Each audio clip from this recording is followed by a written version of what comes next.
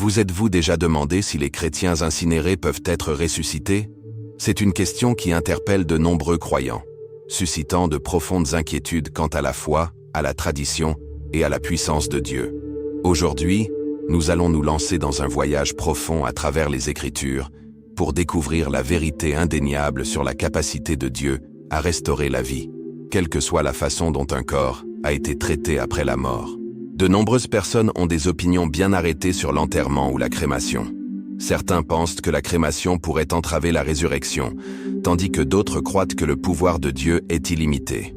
Mais que dit réellement la Bible? L'état de notre corps terrestre détermine-t-il notre avenir éternel? Ou y a-t-il quelque chose de bien plus important en jeu? Tout au long de cette vidéo, nous allons analyser les preuves bibliques, les perspectives théologiques et les idées fondées sur la foi qui changeront complètement votre façon de penser à la résurrection. Si vous avez déjà eu des doutes sur ce sujet, ou si vous avez même eu peur de ce que la crémation signifie pour vos proches, vous ne voudrez pas manquer un seul moment. Avant de nous plonger dans cette étude qui va changer votre vie, assurez-vous de vous abonner et d'activer les notifications, car les informations que vous êtes sur le point d'entendre pourraient transformer votre foi pour toujours.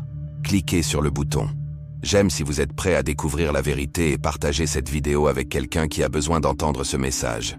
Maintenant, commençons notre voyage en comprenant la puissance illimitée de Dieu et pourquoi aucune condition terrestre, pas même la crémation, ne peut faire obstacle à sa résurrection divine. La base de notre discussion doit commencer par une vérité essentielle. Dieu n'a pas de limite. Son pouvoir n'est pas limité par le temps, l'espace ou le monde physique.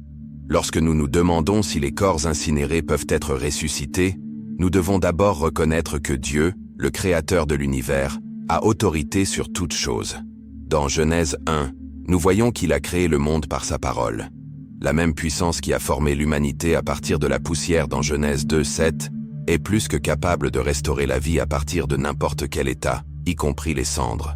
La vraie question n'est pas de savoir si Dieu peut ressusciter les incinérés, mais si nous croyons vraiment en sa souveraineté. Tout au long de la Bible, les œuvres miraculeuses de Dieu défient systématiquement la logique humaine. Il a séparé la mer Rouge, a arrêté le soleil et a ressuscité les morts. L'une des plus grandes démonstrations de sa puissance a été la résurrection de Jésus-Christ. S'il a pu ressusciter Jésus après 3 jours dans la tombe, pourquoi la crémation présenterait-elle un quelconque défi? Cette vérité devrait rassurer chaque croyant sur le fait qu'aucun processus terrestre, y compris la crémation, ne peut empêcher le pouvoir de résurrection de Dieu. L'idée que la crémation pourrait le limiter est basée sur la pensée humaine et non sur la réalité divine. Le scepticisme à l'égard de la crémation découle souvent d'une mauvaise compréhension de la résurrection elle-même. Beaucoup pensent que la résurrection signifie ramener le corps physique exactement tel qu'il était avant la mort. Cependant, 1 Corinthiens 15 à 42-44 précise que nos corps ressuscités seront transformés. Ils ne seront pas simplement restaurés, mais glorifiés, rendus impérissables. Cela signifie que, quel que soit l'état de notre corps terrestre, décomposé, brûlé ou perdu, Dieu créera quelque chose de nouveau. Les limites physiques que nous lui imposons ne s'appliquent pas à lui. La peur alimente souvent les inquiétudes au sujet de la crémation. Certains chrétiens craignent que le choix de la crémation puisse déshonorer Dieu ou empêcher leur résurrection. Mais la Bible nous enseigne à ne pas vivre dans la peur. Romains 8, 38-39 nous assure que rien, ni la mort, ni la vie, ni aucune puissance de toute la création, ne peut nous séparer de l'amour de Dieu. Si Dieu a déjà vaincu la mort par Jésus, comment la méthode d'élimination du corps pourrait-elle entraver son plan ultime? L'accent doit être mis sur la foi et non sur la peur. Le point essentiel à retenir de cette section est simple. Il faut avoir confiance dans le pouvoir de Dieu sur les traditions humaines. Si nous croyons vraiment qu'il est tout-puissant, alors nous devons croire qu'il peut ressusciter son peuple, peu importe ce qui arrive à leur corps terrestre. S'accrocher à des préoccupations concernant les restes physiques suggère que nous imposons des limites à Dieu, des limites qu'il n'a pas. Cette vérité devrait apporter une paix et une assurance incroyables à tous les croyants. Alors que nous avançons, étudions ce que dit la Bible à propos de l'enterrement par rapport à la crémation. Bien que certains prétendent que l'enterrement est la voie biblique, nous devons examiner si cela est basé sur un commandement divin ou simplement sur une tradition humaine. Comprendre cette distinction est essentiel pour se forger une perspective bibliquement fondée sur cette question. Beaucoup de gens croient que l'enterrement est la seule méthode approuvée par la Bible pour traiter les morts. Après tout, la Bible regorge d'exemples d'enterrement, d'Abraham et Sarah à Jésus lui-même. Cependant, la véritable question est de savoir si l'enterrement est ordonné par Dieu ou s'il s'agit simplement d'une pratique culturelle. Pour le savoir, nous devons analyser soigneusement le texte biblique. Si la Bible ne condamne pas explicitement la crémation, nous devons alors nous demander si nos opinions sont influencées par nos convictions personnelles plutôt que par les instructions divines. Dans Genèse 23, Abraham a fait de grands efforts pour trouver un lieu de sépulture pour Sarah, ce qui suggère que l'enterrement était une pratique honorée. Joseph a également demandé que ses os soient transportés hors d'Égypte pour être enterrés dans la terre promise. Exode 13, 19. Ces exemples montrent que l'enterrement était la manière habituelle de traiter les morts à l'époque biblique. Cependant, coutume n'est pas synonyme de commandement. La Bible décrit de nombreuses pratiques qui étaient culturelles, mais pas nécessairement des mandats divins. Un passage souvent cité dans les discussions sur la crémation est 1 Samuel 31, où Saül et ses fils furent brûlés après leur mort. Certains soutiennent que cela montre que la crémation était déshonorante, mais le contexte est essentiel. Leurs corps avaient été mutilés par l'ennemi, et les brûler était probablement une façon de préserver leur dignité. Plus tard, leurs os furent enterrés, ce qui montre que l'acte de brûler n'était pas nécessairement un jugement, mais plutôt une décision pratique, basée sur les circonstances. Un argument important contre la crémation est que Jésus lui-même a été enterré, ce qui implique que l'enterrement devrait être la norme. Cependant, l'enterrement de Jésus a accompli une prophétie, pas nécessairement un commandement universel pour tous les croyants. De plus, à l'époque biblique, il n'y avait pas de crématorium, et les coutumes juives penchèrent vers l'enterrement. Si la crémation avait été largement pratiquée dans cette culture, nous verrions peut-être plus de références à ce sujet dans les Écritures. L'absence de crémation en tant que pratique courante ne signifie pas qu'elle est un péché. Il faut aussi prendre en compte le fait que dans Apocalypse 20:13, les morts de la mer ressuscitent en même temps que ceux de la terre. Cela montre que peu importe ce qui arrive au corps physique d'une personne, qu'il soit perdu dans l'océan, pourri dans une tombe ou réduit en cendres, Dieu est capable de le restaurer. Si l'enterrement était la seule méthode acceptable, qu'est-ce que cela signifierait pour ceux qui sont morts dans des incendies, des catastrophes ou des guerres où l'enterrement n'était pas possible? Il est clair que la puissance de Dieu n'est pas limitée par les circonstances humaines. En conclusion de cette section, il est important de reconnaître que l'enterrement est une tradition respectée, mais qu'il ne s'agit pas du facteur déterminant de la résurrection. Ce qui compte le plus, c'est la foi en Christ, et non l'état de nos restes terrestres. Le choix de l'enterrement ou de la crémation doit être une décision personnelle prise dans la foi, et non dans la peur. Dans la troisième partie, nous examinerons plus en détail la théologie de la résurrection et la manière dont elle s'applique à cette discussion. Restez avec moi. L'une des plus grandes idées fausses sur la résurrection est la croyance selon laquelle Dieu restaurera simplement notre corps physique exactement comme il était avant la mort. Cependant, la Bible enseigne quelque chose de bien plus grand. La résurrection ne consiste pas seulement à revenir à la vie, mais aussi à se transformer. Notre corps, dans sa forme actuelle, est périssable, faible et temporaire. Mais lorsque Dieu nous ressuscitera, il nous donnera un corps glorifié et impérissable, exempt de décomposition, de douleur et de mortalité. Comprendre cette distinction est essentiel pour résoudre les problèmes liés à la crémation. Paul explique clairement ce concept dans 1 Corinthiens 15, 42-44. Le corps semé est corruptible, il ressuscite incorruptible. Il est semé honteux, il ressuscite glorieux. Il est semé faible, il ressuscite plein de force. Remarquez que Paul ne dit pas que nos corps terrestres seront restaurés exactement comme ils étaient. Au contraire, ils seront transformés en quelque chose d'entièrement nouveau. Tout comme une graine plantée dans le sol ne reste pas une graine mais grandit en quelque chose de plus grand, ainsi nos corps seront transformés lors de la résurrection. Cela signifie qu'une personne soit enterrée, incinérée ou même perdue en mer, Dieu la ressuscitera sous une forme nouvelle et parfaite. Certaines personnes croient à tort que les molécules exactes de notre corps doivent être préservées pour la résurrection, mais ce n'est pas un enseignement biblique. Si tel était le cas, ceux qui sont morts il y a des milliers d'années et dont les corps sont déjà devenus poussière seraient désavantagés. Mais nous savons que la puissance de Dieu n'est pas limitée par la décomposition terrestre. On peut en trouver un exemple frappant dans Ézéchiel 37, où le prophète a la vision d'une vallée pleine d'ossements secs. Dans cette vision, Dieu ordonne aux ossements de se rassembler, de se recouvrir de chair et de reprendre vie. Cette vision est une représentation stupéfiante de la capacité de Dieu à redonner vie à ceux qui sont dans un état de désuétude et de dispersion extrême. S'il peut le faire avec des ossements secs et dispersés, il peut certainement faire la même chose avec des cendres ou de la poussière. Philippiens 3, 21 est un autre passage clé qui déclare que Jésus transformera notre corps humilié en corps glorieux. Cette transformation ne dépend pas de l'état de nos restes terrestres. Elle est plutôt basée sur la puissance divine de Dieu. Nos corps glorifiés ne seront pas limités par les faiblesses de ce monde. Qu'ils soient enterrés ou incinérés, chaque croyant recevra un nouveau corps par la puissance du Christ. Le point essentiel à retenir de cette section est que la résurrection est une question de transformation et non de restauration. La crainte de savoir si la crémation empêche la résurrection est basée sur une mauvaise compréhension des promesses de Dieu. Le même Dieu qui a créé l'humanité à partir de la poussière peut nous ressusciter de n'importe quel état. Cela devrait apporter aux croyants une paix totale, en sachant que la crémation ne modifie pas leur destinée éternelle. Dans la 4e partie, nous discuterons des perspectives historiques et culturelles sur l'enterrement et la crémation, en examinant comment différentes sociétés ont considéré cette question au fil du temps.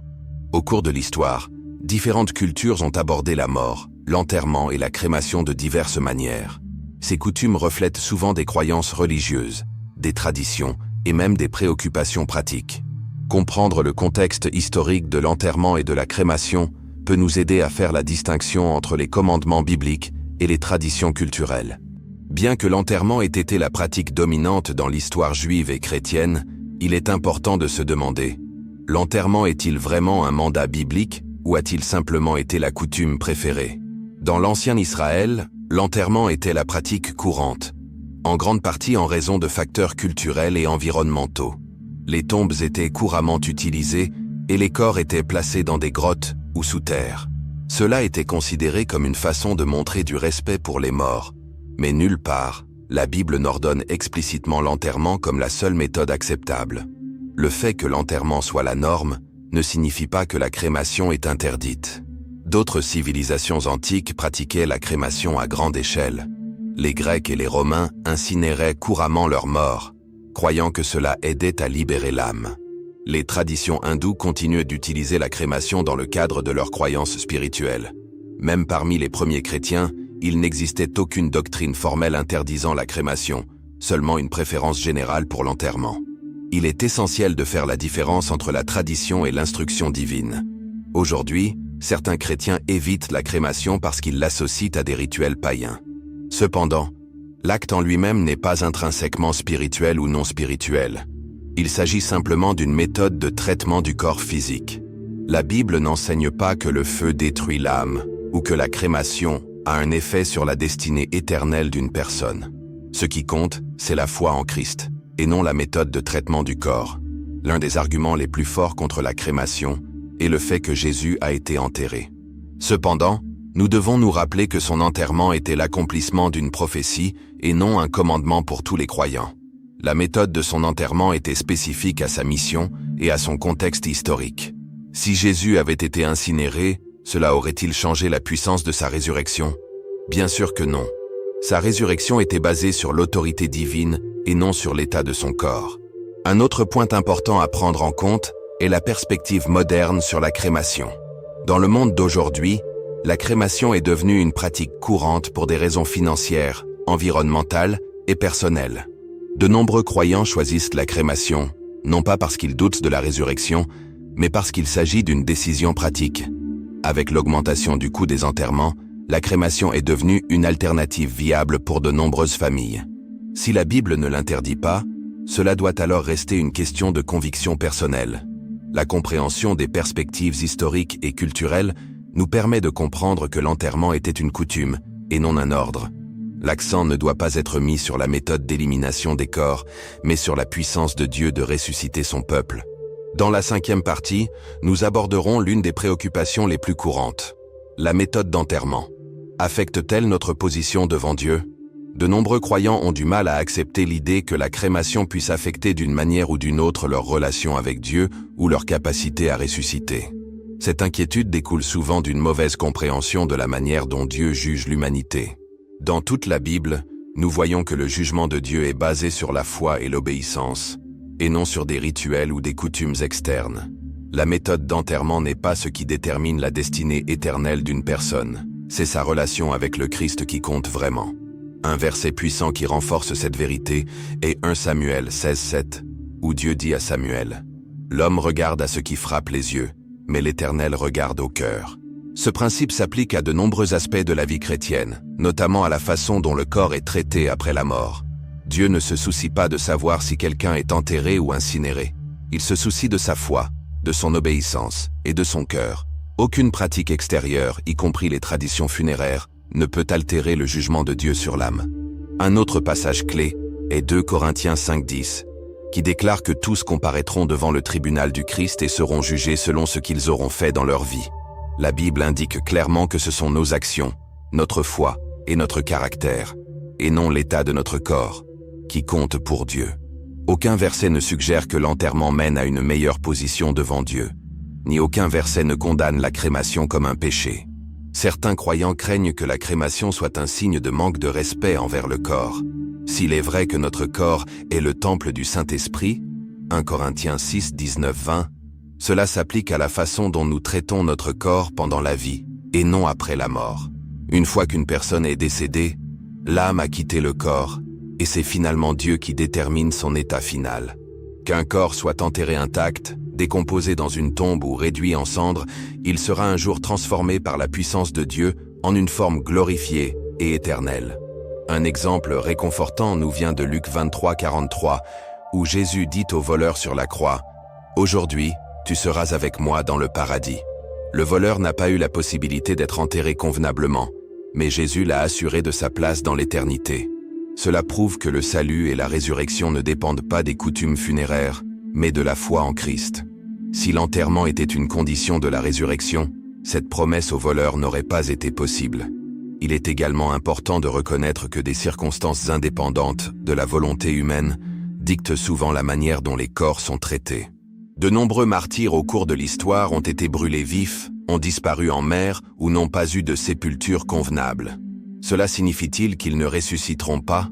Absolument pas.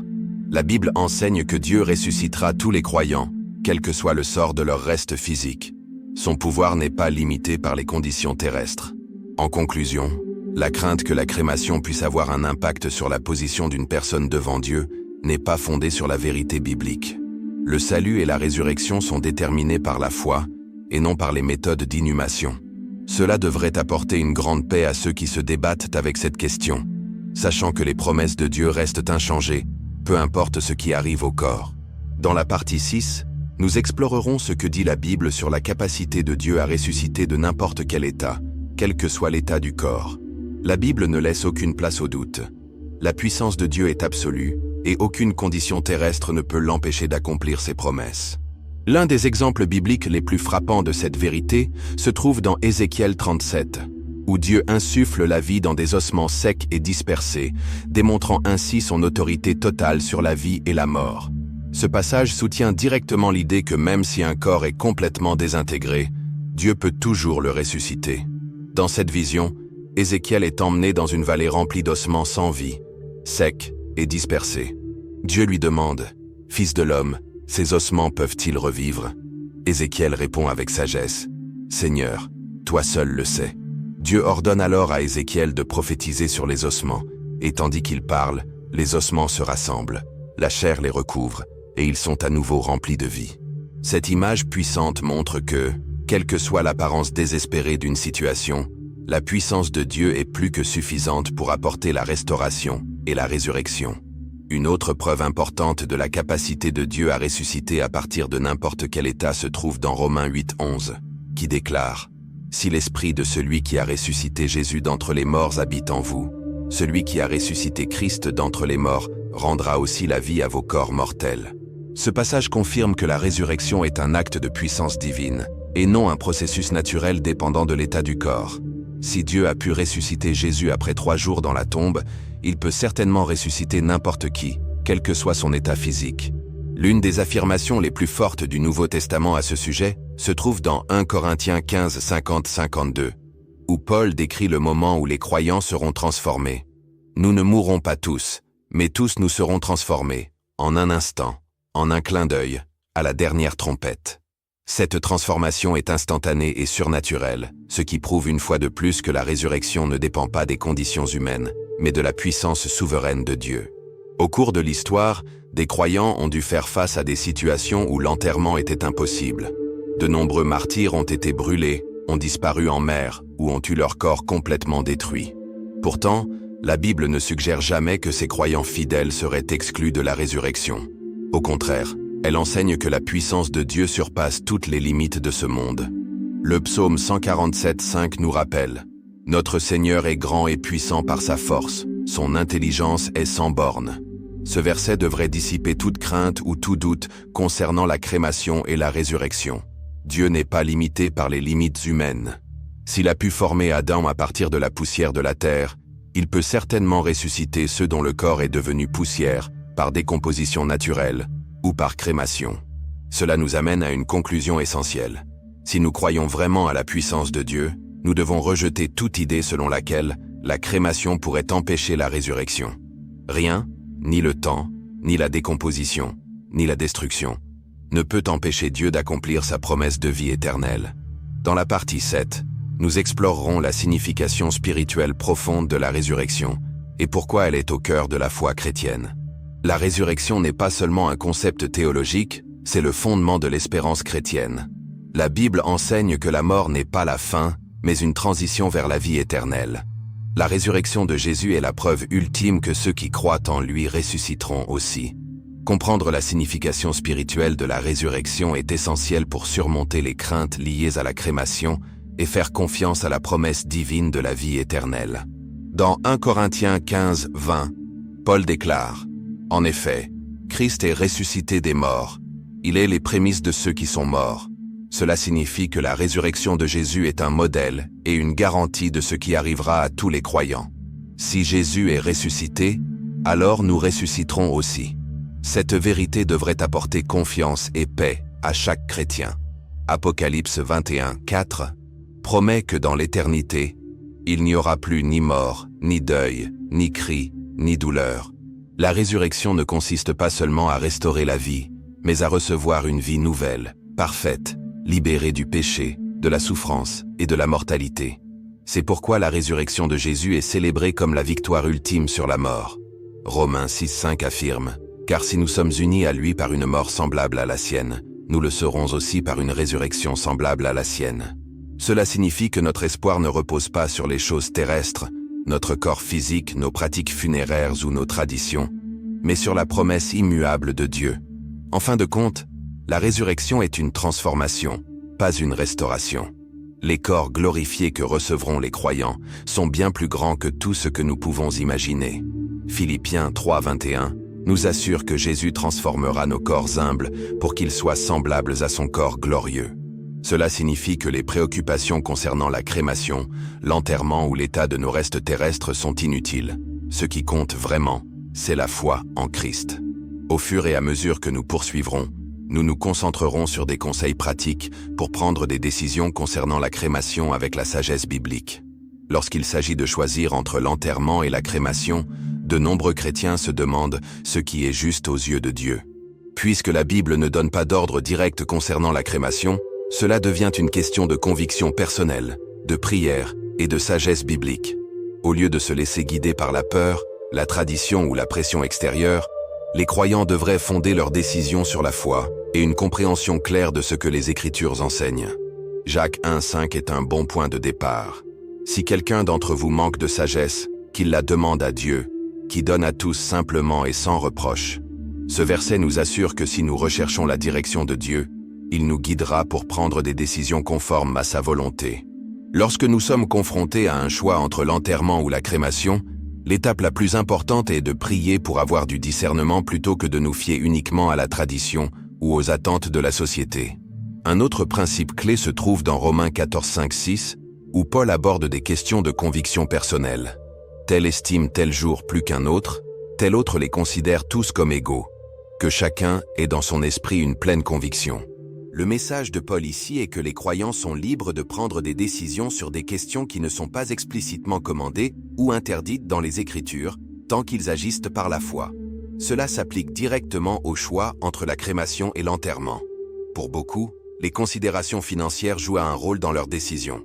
Les enterrements traditionnels peuvent être extrêmement coûteux, tandis que la crémation est souvent une option plus abordable. Bien que le coût ne doive pas être le seul facteur décisif, il est raisonnable pour les familles de réfléchir à ce qui est financièrement responsable. La Bible met en garde contre le fait de s'imposer des fardeaux financiers excessifs, Proverbe 22, 7.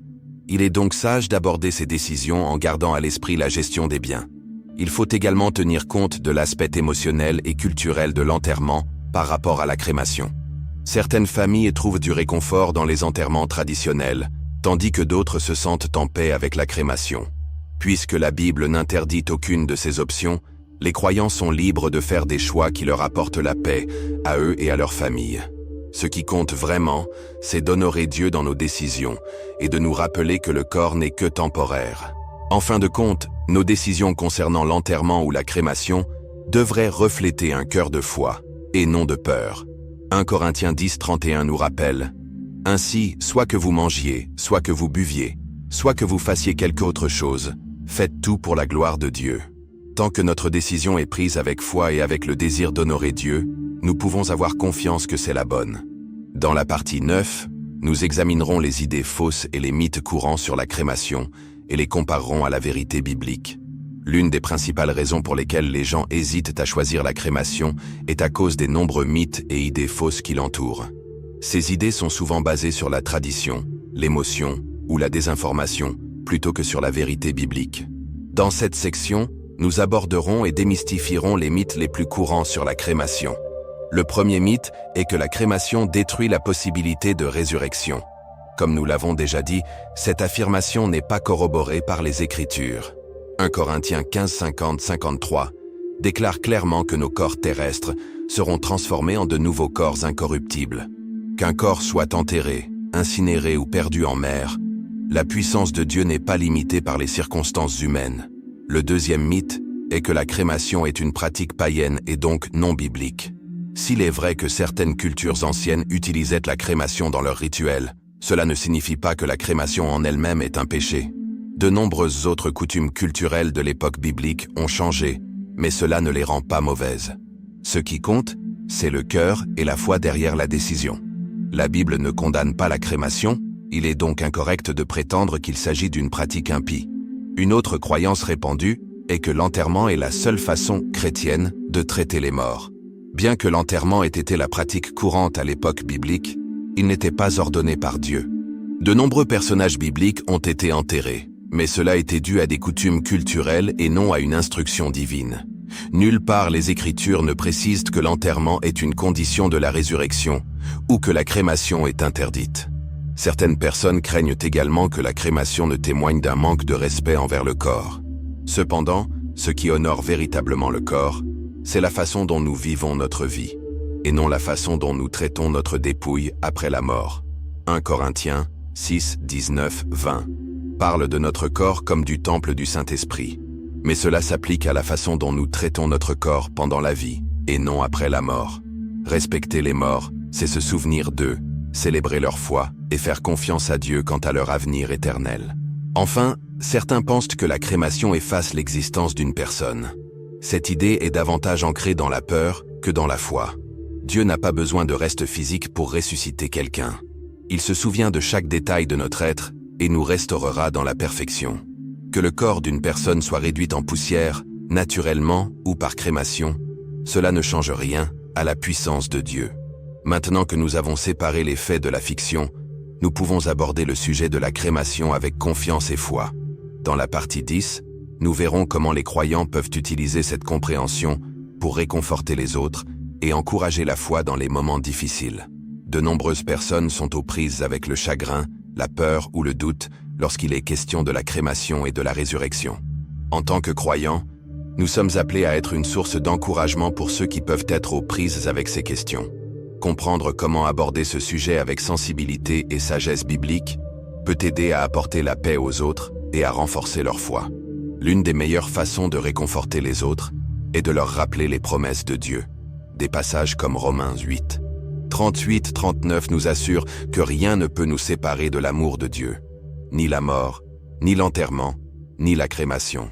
Si quelqu'un craint que la crémation d'un être cher ait d'une manière ou d'une autre affecté son salut ou sa résurrection, nous devons lui rappeler gentiment que le salut s'obtient par la foi seule et non par les coutumes funéraires. Une autre source puissante de réconfort est l'espérance de la vie éternelle. 1 Thessaloniciens 4:13-14 nous dit « Ne vous affligez pas comme les autres hommes, qui n'ont point d'espérance, car nous croyons que Jésus est mort et qu'il est ressuscité, et ainsi nous croyons que Dieu ramènera par lui et par Jésus ceux qui sont morts. La résurrection est une certitude pour les croyants, et elle ne dépend pas de ce qui arrive à notre corps terrestre. Lorsque vous parlez à une personne qui hésite à propos de la crémation, il est important de faire preuve de patience, de gentillesse et de compréhension. Certaines personnes ont des attachements culturels ou émotionnels profonds à l'enterrement, et nous devons les aborder avec amour plutôt qu'avec des arguments. L'objectif est de les rassurer avec la vérité biblique, et non de les forcer à changer leurs croyances. Il est également utile d'utiliser des analogies qui illustrent la puissance de Dieu. Par exemple, le processus de crémation peut être comparé à la façon dont une graine est plantée dans le sol et transformée en quelque chose de plus grand. Paul utilise exactement cette analogie dans 1 Corinthiens 15, 36-38, expliquant que nos corps terrestres sont comme des graines qui seront transformées en quelque chose de glorieux. Cette comparaison peut aider les autres à comprendre que la crémation ne détruit pas la possibilité de résurrection. Elle fait simplement partie du processus naturel de retour à la poussière. Enfin, nous devons rappeler aux gens que ce qui compte le plus, c'est de croire aux promesses de Dieu. Nous devons nous concentrer sur la foi, et non sur la peur. Nous sommes appelés à croire que le même Dieu qui a créé l'univers, ressuscité Jésus d'entre les morts et donné la vie aux ossements desséchés dans Ézéchiel 37, est plus que capable de ressusciter son peuple, quelle que soit sa condition terrestre. En partageant ce message avec compassion et confiance, nous pouvons contribuer à apporter la paix et l'assurance à ceux qui sont aux prises avec ce sujet. Dans la partie 11, nous verrons comment la vérité de la résurrection peut façonner notre façon de vivre aujourd'hui. Comprendre la vérité sur la résurrection devrait non seulement nous apporter la paix au sujet de la crémation, mais aussi transformer notre façon de vivre. En tant que croyants, nous sommes appelés à vivre dans la confiance de la vie éternelle, sachant que la mort n'est pas la fin.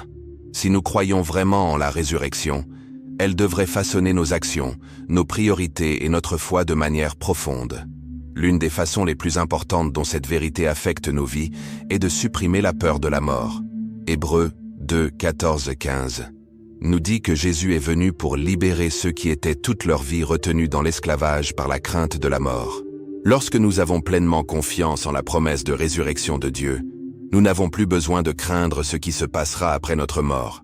Que nous soyons enterrés, incinérés ou perdus, nous lui appartenons et notre avenir est assuré. Cette vérité nous amène à nous concentrer sur les choses éternelles plutôt que sur les choses temporaires.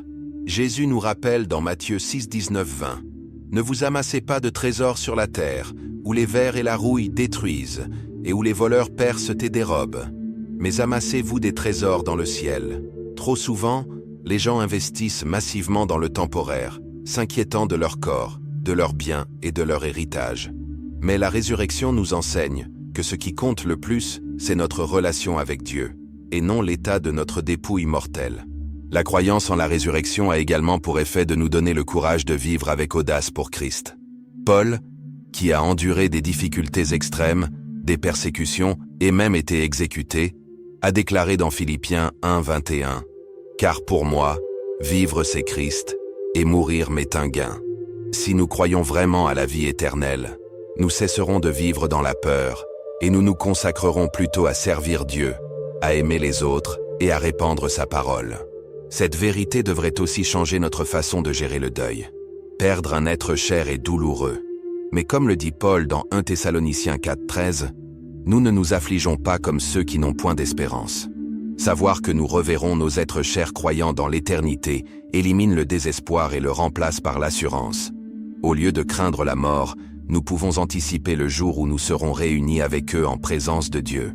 Enfin, vivre dans la réalité de la résurrection nous motive à partager l'Évangile. Si nous croyons que la vie éternelle est réelle, nous devrions vouloir que le plus grand nombre possible de personnes en fassent l'expérience. Nous devrions utiliser notre temps, nos ressources et notre influence pour conduire les autres à Christ, en leur rappelant que cette vie n'est que temporaire, mais que ce qui vient ensuite est éternel. Maintenant que nous avons exploré comment cette vérité change notre vie quotidienne, nous passerons à la partie 12, où nous examinerons comment la résurrection est liée au plan ultime de Dieu pour le monde. La résurrection ne concerne pas seulement les croyants individuellement, elle fait partie du grand projet de Dieu pour toute la création. Tout au long de la Bible, Dieu révèle son plan pour restaurer tout ce qui a été brisé par le péché. Comprendre ce tableau plus large nous aide à voir que la résurrection n'est pas seulement personnelle, mais aussi cosmique. Dans Genèse 3, lorsque le péché est entré dans le monde, la mort est devenue une conséquence. Cependant, dès le début, Dieu avait un plan pour vaincre la mort. Ce plan s'est accompli par la mort et la résurrection de Jésus, comme le dit 1 Corinthiens 15, 22. Car, comme tous meurent en Adam, de même tous revivront en Christ. Cela signifie que, tout comme la mort est venue par un seul homme, Adam, la vie éternelle vient par un seul homme, Jésus. Le but ultime de Dieu n'est pas seulement de ressusciter des individus, mais de renouveler le monde entier. Apocalypse 21, 1 décrit un nouveau ciel et une nouvelle terre, où tout sera restauré. Dans cette création renouvelée, il n'y aura plus de douleur, de souffrance, ni de mort. La résurrection des croyants fait partie de ce plan plus vaste. Il ne s'agit pas seulement d'un retour à la vie, mais d'une entrée dans un monde rendu parfait. Cette vérité nous rappelle également que notre corps n'est pas jeté, mais transformé. De nombreuses religions enseignent que le monde physique est mauvais et que le salut consiste à échapper au corps. Mais le christianisme enseigne que Dieu a créé le monde physique comme étant bon et qu'il le rachètera et non le remplacera. La résurrection affirme que Dieu valorise sa création et qu'il a l'intention de la restaurer dans un état glorifié. Romains 8, 19, 21 explique que la création elle-même attend d'être libérée de son état de décomposition actuel. Cela signifie que la résurrection ne concerne pas seulement nous, mais fait partie d'une histoire de rédemption plus vaste dans laquelle Dieu restaurera tout. La peur de la crémation disparaît lorsque nous réalisons que la résurrection fait partie de quelque chose de bien plus grand que ce que nous pouvons imaginer. C'est pourquoi les croyants peuvent regarder vers l'avenir avec espoir, sachant que notre avenir ne se résume pas seulement à la survie, mais à la restauration éternelle. Notre foi ne doit pas reposer uniquement sur la vie après la mort, mais sur la capacité de Dieu à créer toute chose nouvelle. Maintenant que nous comprenons comment la résurrection s'inscrit dans le plan ultime de Dieu, dans la partie 13, nous explorerons comment cette vérité apporte du réconfort à ceux qui ont perdu des êtres chers. La perte d'un être cher est l'une des expériences les plus douloureuses qu'une personne puisse endurer. Mais pour les croyants, la promesse de la résurrection offre un réconfort inébranlable. Savoir que la mort n'est pas la fin transforme le chagrin en espoir, nous permettant de faire notre deuil différemment de ceux qui n'ont pas la foi. Paul aborde ce sujet directement dans 1 Thessaloniciens 4, 13, 14, en disant « Frères, nous ne voulons pas que vous soyez dans l'ignorance au sujet de ceux qui dorment dans les morts, afin que vous ne vous affligiez pas comme les autres hommes qui n'ont point d'espérance. » Ce verset nous rappelle que si le deuil est naturel, le désespoir n'est pas nécessaire pour ceux qui mettent leur confiance en Christ. L'un des plus grands réconforts est de savoir que nous reverrons nos proches croyants. Les paroles de Jésus dans Jean 11, 25, 26 nous donnent une profonde assurance. « Je suis la résurrection et la vie. Celui qui croit en moi vivra, même s'il meurt. » Cela signifie que notre séparation d'avec nos proches est temporaire. L'éternité nous réunira. Il est également important de se rappeler que nos êtres chers décédés sont en présence de Dieu. Philippiens 1, 23 nous dit que « quitter le corps, c'est demeurer auprès du Seigneur ». Cela signifie qu'au moment où un croyant meurt, il est immédiatement avec Christ, en paix, entier et libéré de la douleur. De plus, Dieu comprend notre chagrin. Jésus lui-même a pleuré à la mort de son ami Lazare, Jean 11, 35, même s'il savait qu'il le ressusciterait. Cela montre que le chagrin n'est pas un manque de foi, c'est une expression naturelle de l'amour. Mais nous ne pleurons pas sans espoir, car nous avons confiance en la résurrection. Enfin, notre espérance en la résurrection nous donne la force de continuer à vivre avec détermination. Au lieu de nous laisser consumer par le chagrin, nous devrions utiliser notre temps sur terre pour honorer Dieu et accomplir l'appel qu'il nous a donné. Dans la partie 14, nous répondrons à quelques questions et préoccupations finales concernant la crémation et la résurrection.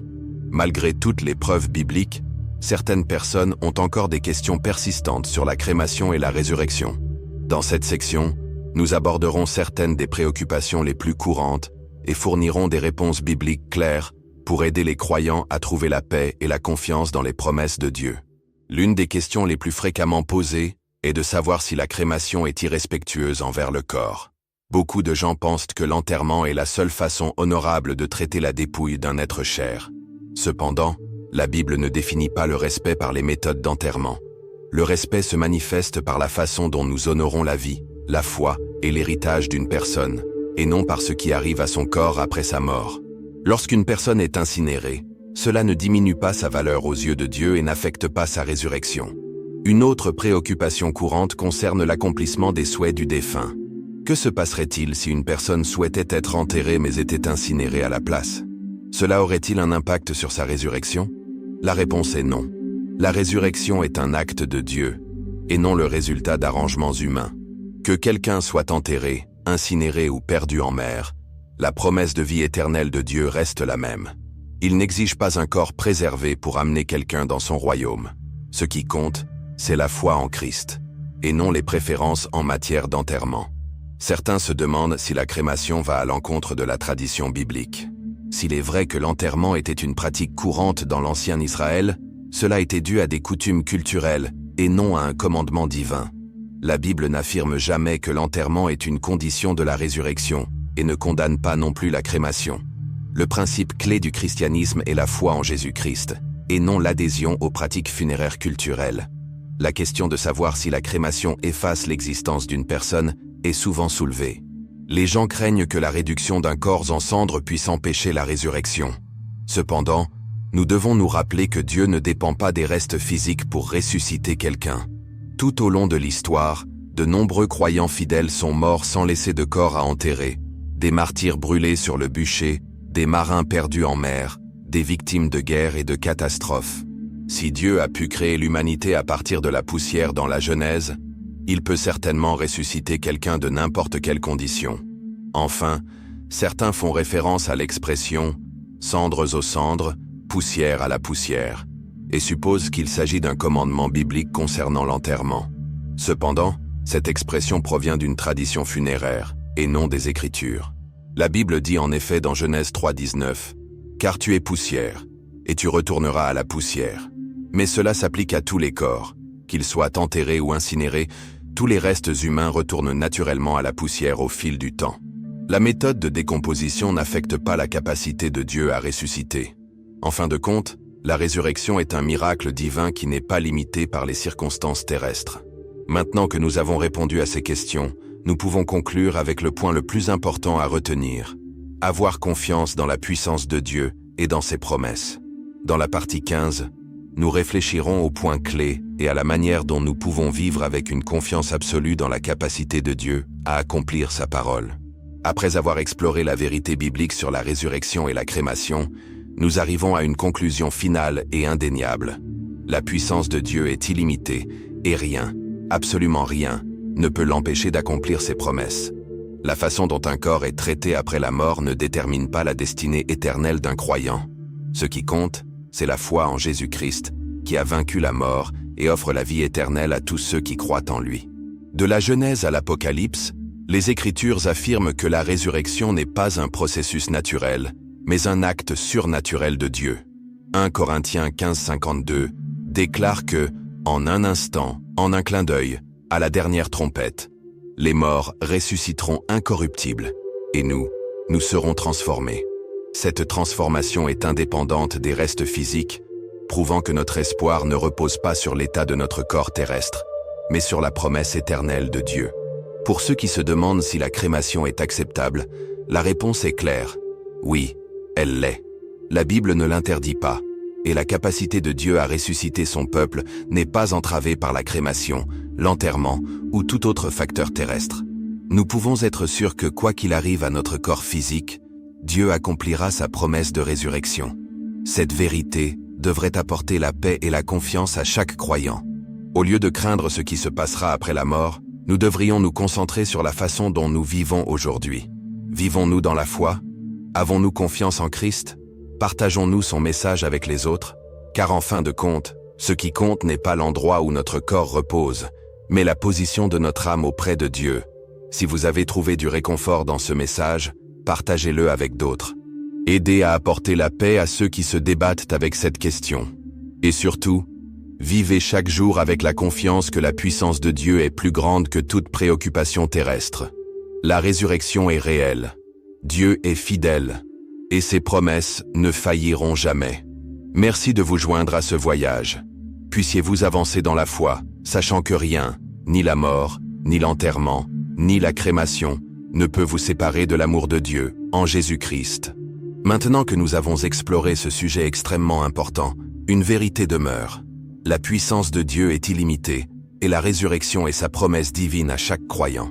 Qu'un corps soit enterré, incinéré ou perdu dans le temps, cela n'a pas d'importance, car notre espoir repose sur Jésus-Christ et non sur les traditions humaines.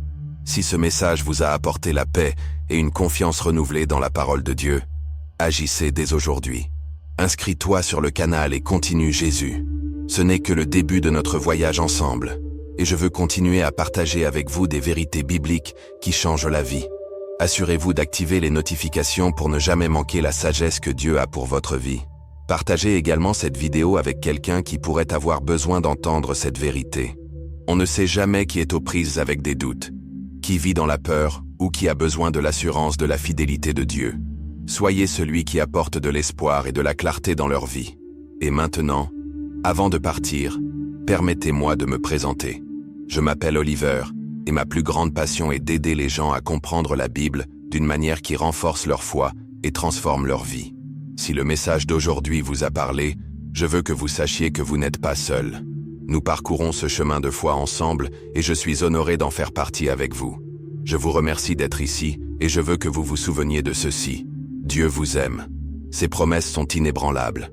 Et quoi qu'il arrive dans cette vie, vous pouvez vous reposer dans la certitude de sa puissance et de son plan pour votre éternité. Je te retrouve dans la prochaine vidéo. Reste fort dans la foi, continue à chercher la vérité et n'oublie jamais que tu es profondément aimé de Dieu.